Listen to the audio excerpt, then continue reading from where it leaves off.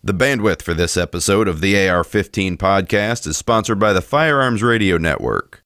FirearmsRadio.tv.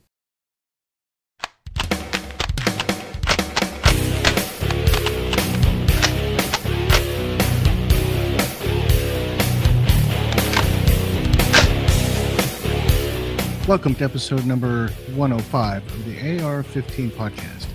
I'm your host, Reed Snyder, and tonight it's just me. This is the podcast about your favorite black rifle. This show is for you, whether you're building your first AR or you've been building ARs for years. There is something we can all do to take our black rifle to the next level. Well, I want to welcome all of you to the show tonight. It's just me, like I said.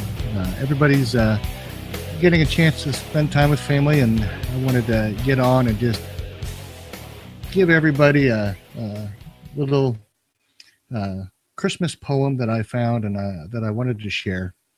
But before we get started with that, I want to remind you all that it is Brownells that helps make this show possible. So don't forget that Brownells, with their 100% lifetime satisfaction guarantee, is there for you anytime you have a problem. Like when you can't remove the taper pins from your new barrel to slip off the front sight base, and you now have to find a new barrel. So we want to remind you to shop for all of your AR-15 parts at Brownells. To do so, you can go to ar15podcast.com/parts, where every purchase you make will help the show out just a little bit more. All right, with that, I want to switch over to tonight's main topic. It is a Christmas poem entitled "Merry Christmas, My Friend."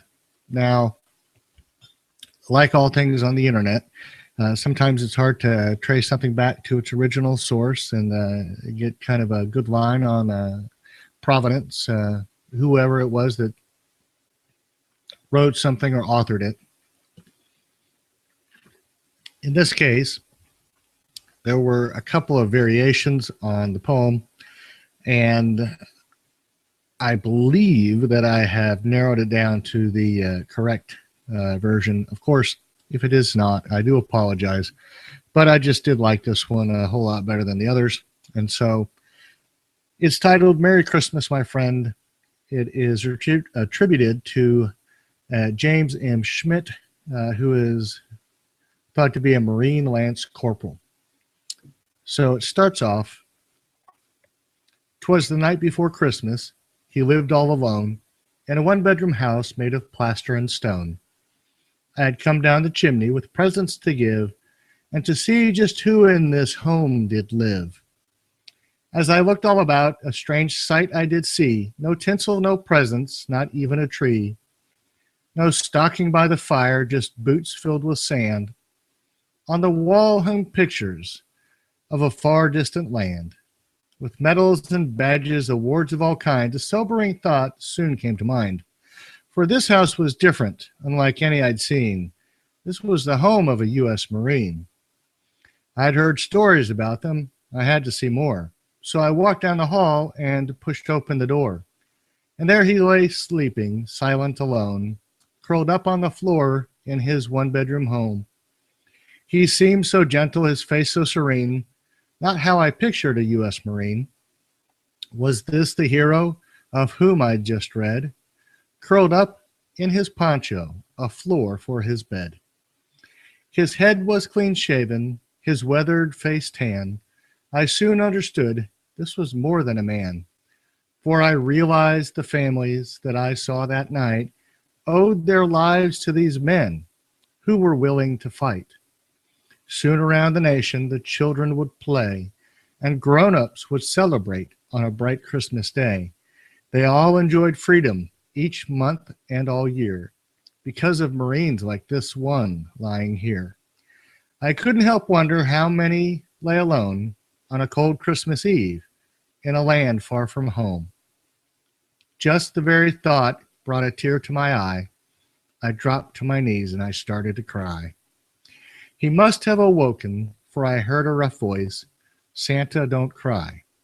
This life is my choice. I fight for freedom. I don't ask for more.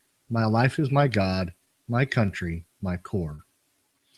With that, he rolled over drifted off into sleep. I couldn't control it. I continued to weep. I watched him for hours, so silent and still. I noticed he shivered from the cold night's chill. So I took off my jacket, the one made of red, and I covered this Marine from his toes to his head. Then I put on his t-shirt of scarlet and gold, with an eagle globin anchored and blazoned so bold. And although it barely fit me, I began to swell with pride, and for one shining moment, I was Marine Corps deep inside. I didn't want to leave him so quiet in the night, this guardian of honor so willing to fight. But half asleep, he rolled over, and in a voice clean and pure, said, "Carry on, Santa. It's Christmas Day. All secure." One look at my watch, and I knew he was right. Merry Christmas, my friend. Semper Fi, and good night. So that's all I had, guys. So as we celebrate Christmas, let's not forget all of our soldiers, all of our sailors, all of our airmen, and most especially our Marines that stand in the way of all things that would do us harm, so that we wake up that morning with our families. Merry Christmas. So to wrap up, we're going to go ahead and do a few housekeeping chores. And we want to remind you that John Wind is the AR-15 giveaway winner, number 2. So John, we're sending you emails. I certainly hope that you're not missing an opportunity for an awesome rifle because we're going into your spam filter. So if you catch your name on the next version of this podcast, do write in. You can write in to read at AR15podcast.com or feedback at AR15podcast.com. And for that matter, you can even get a hold of Jake over at the Firearms Radio Network. He'll get a message out to me.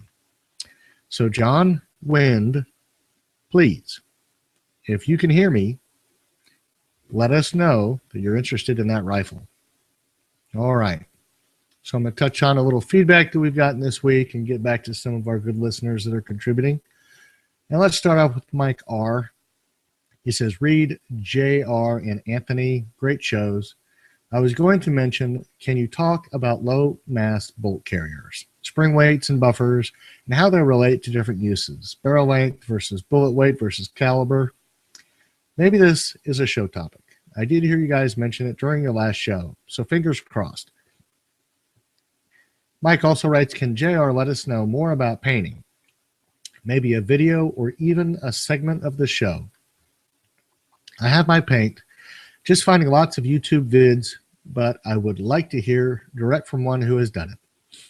So Mike, I will see if we can get both of those topics as ideas rounded up and fleshed out so we can get a show out on both of them. I think we can certainly get at least a micro video from JW Ramp so that we can get him talking about what it takes to prep and paint one of his rifles and maybe give you guys some pointers.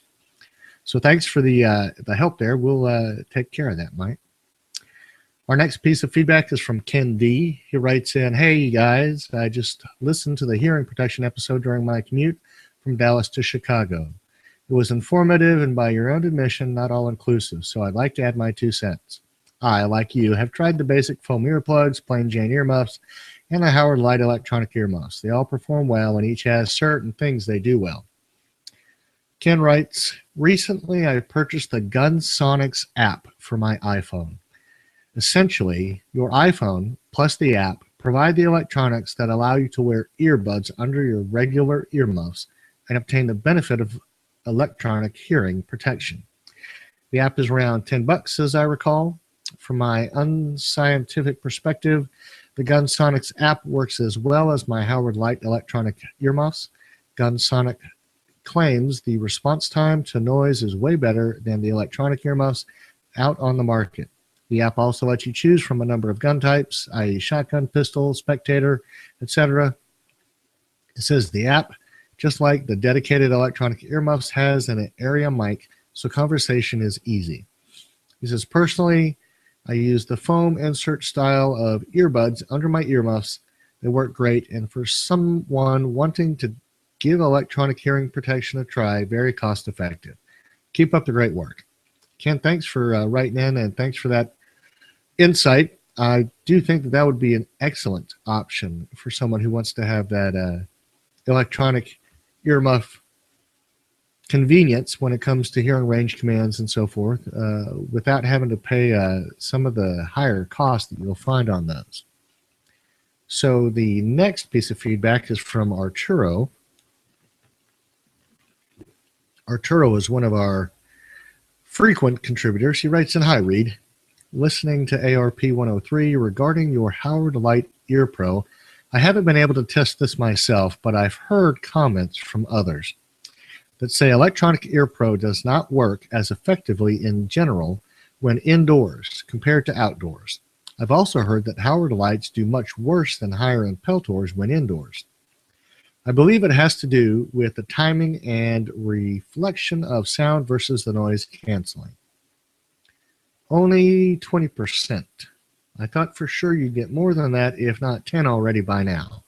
And what Arturo is referring to is the number of listeners who might be in Vegas for SHOT Show. Obviously, it's a big commitment to make it out there during the week for all you guys that hold the 9-to-5s. And certainly, if you're nowhere close, that's an even bigger commitment. But if you are in the area and you would like to get together, I think we can certainly arrange that. So Arturo, fingers crossed. And worst case, maybe we can all just go out to lunch and just give you guys a chance to sit down with us and talk with some of the crew. All right. So, also, Arturo writes, "P.S. John Wynn contact you yet?" Well, no, he hasn't.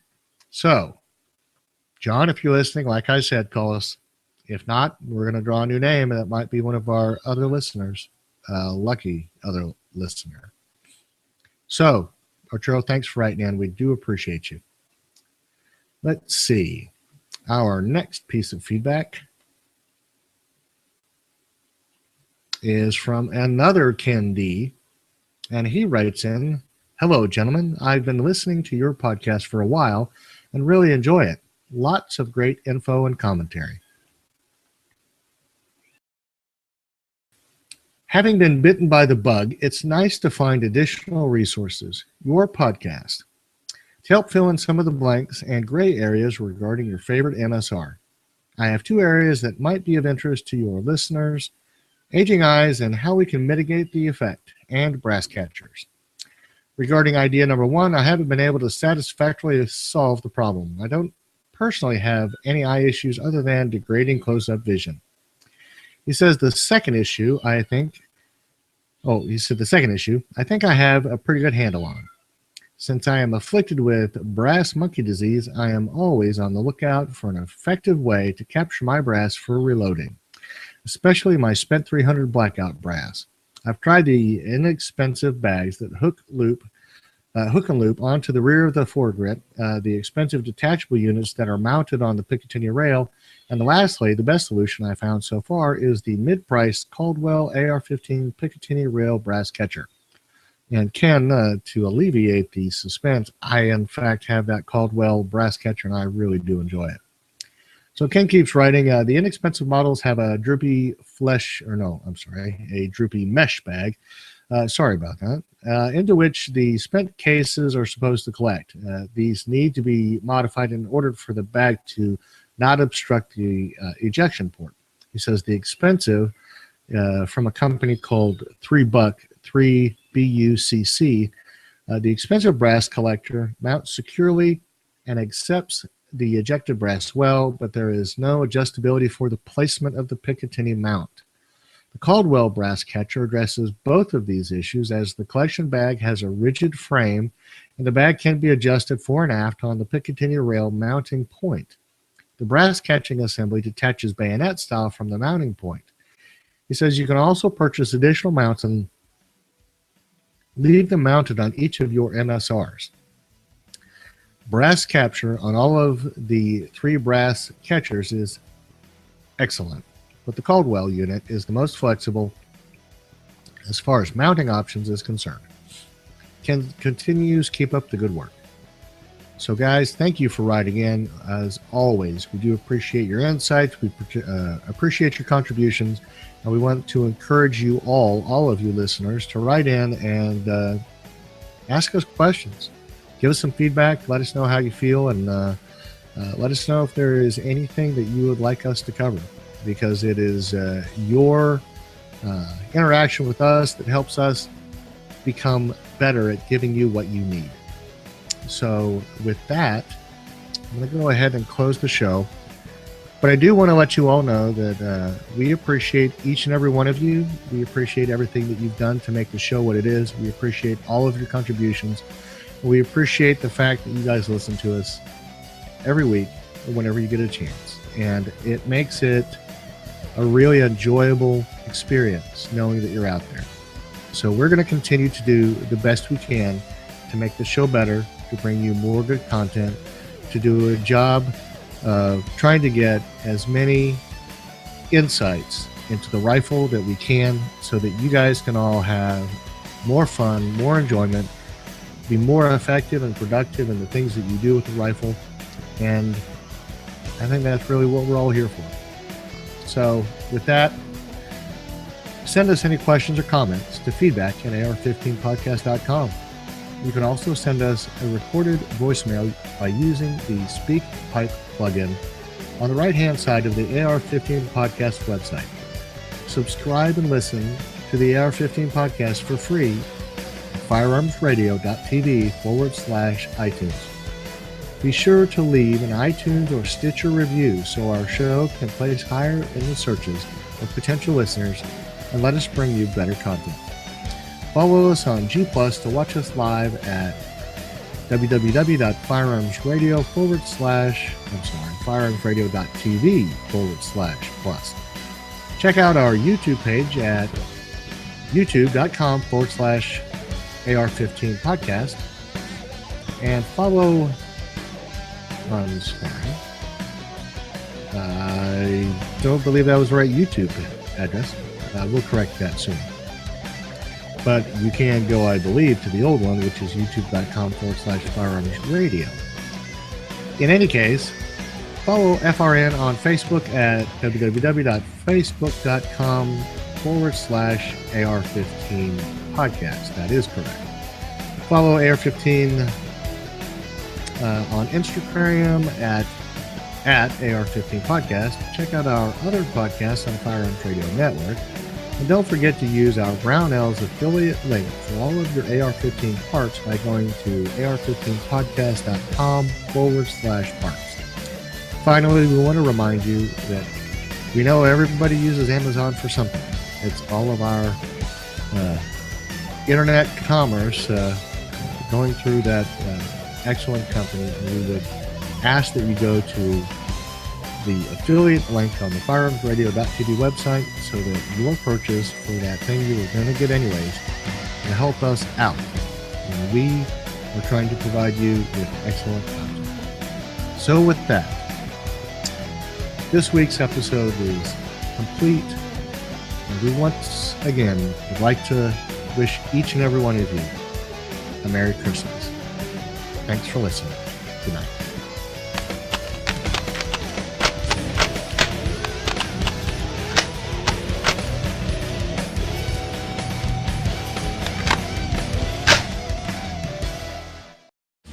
This has been a production of the Firearms Radio Network. You can find more information at firearmsradio.tv.